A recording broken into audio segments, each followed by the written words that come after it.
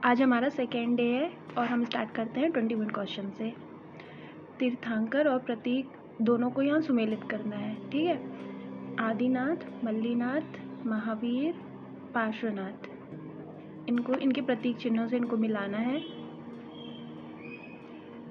आदिनाथ है सांड, आदिनाथ मल्लीनाथ के प्रतीक है कलश, महावीर के प्रतीक हैं शेर और पार्श्वनाथ के सांप हैं। यहाँ मुझे दो चीज़ें याद थी, जो कलश में हमेशा जल रखा जाता है, मल तो रखा नहीं जाता, और शेर हमेशा महावीर होता है। 22 क्वेश्चन। 23वें तीर्थंकर जैन तीर्थंकर निम्नलिखित में से किस स्थान से संबंधित है?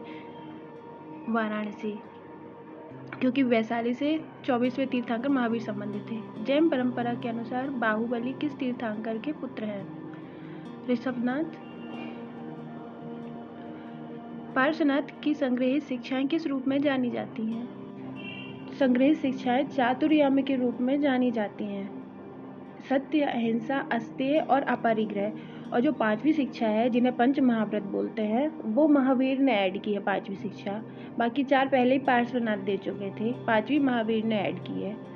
किस ब्राह्मण ग्रंथ में सर्वप्रथम पुरुष मेध यज्ञ का वर्णन मिलता है?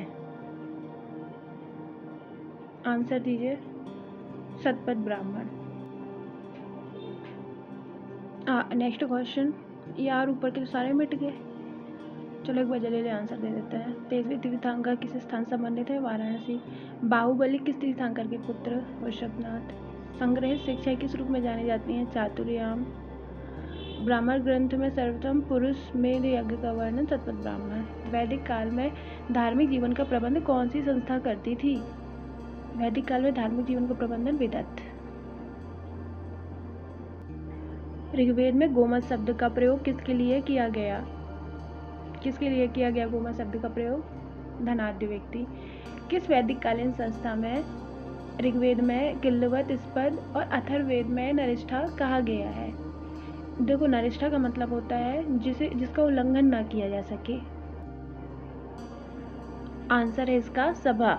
सभा का उल्लंघन कोई नहीं कर सकता था और इसमें महिलाएं भी शामिल होती थी। ऋग्वेद में सभा, समिति, विदत का उल्लेख कितनी बार आया है?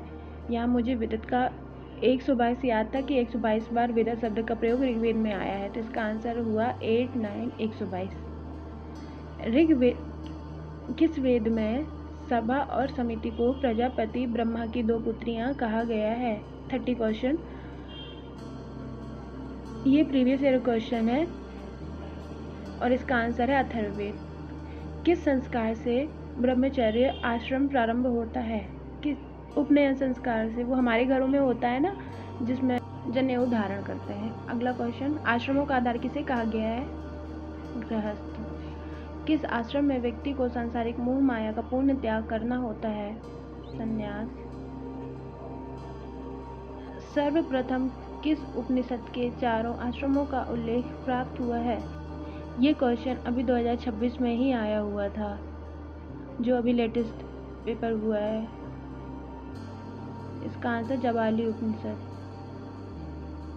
चलिए अगला क्वेश्चन देखते हैं। आश्रम व्यवस्था का प्रतिपादन किसका प्रतिनिधित्व करता है? भारतीय जीवन दर्शन का। अब यूनानी रोमन का थोड़ी ही करेगा। पंच महायज्ञ का वर्णन किस ग्रंथ में किया गया है? इसका आंसर है तैत्तिरीय आरण्यक। सूची 1 को सूची 2 से सुमेलित करना है। एक साइड यज्ञ दिए गए हैं और किस यज्ञ में क्या होता है, दूसरी साइड वो चीज़ें दी हुई हैं। ब्रह्म यज्ञ, भूत यज्ञ, देव यज्ञ, मनुष्य यज्ञ। देव यज्ञ अगर देखा जाए तो देवताओं तक अपनी बात पहुंचाने के लिए आज भी हम यज्ञ वगैरह करते हैं, अग्नि को आहुति देते हैं, तो इसका सही मिलान बनता है अग्नि को आहुति। ब्रह्म यज्ञ, इसमें वेदों को पढ़ना और पढ़ाना, ये दोनों चीज़ें शामिल हैं। अब आता है मनुष्य यज्ञ। हमारे इधर जो अतिथि आते हैं ना, उनका सम्मान करना है, वो मनुष्य यज्ञ है। भूत यज्ञ है, सभी प्राणियों को हमें आहुति देनी है।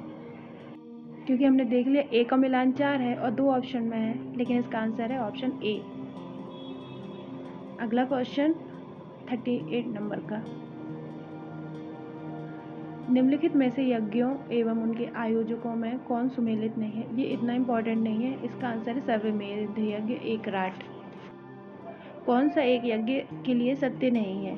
यज्ञ वैदिक धर्म का एक महत्वपूर्ण भाग था। हाँ था। वैदिक आर्य यज्ञ के माध्यम से सूर्य, पृथ्वी, वायु, अग्नि, इंद्र पूजा करते थे। ईश्वर को प्रसन्न करने के लिए होते थे। हाँ, बिल्कुल होते थे। उत्तर वैदिक काल में यज्ञ की प्रथा समाप्त हो गई थी। नहीं, कहाँ समाप्त हो गई थी? उत्तर वैदिक काल में तो यज्ञ चरम सीमा पर पहुंच गया था। तो डी इसका गलत आंसर है। यज्ञ के संपादन का निरीक्षण कौन करता था? ब्रह्मा। इसका आंसर ब्रह्मा है।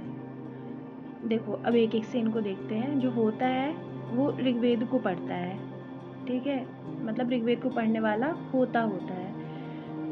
उद्गाता सामवेद को पढ़ने वाला होता है। अब अधर्यु, यु से या यजुर्वेद, तो यजुर्वेद का पाठन करता कौन हुआ?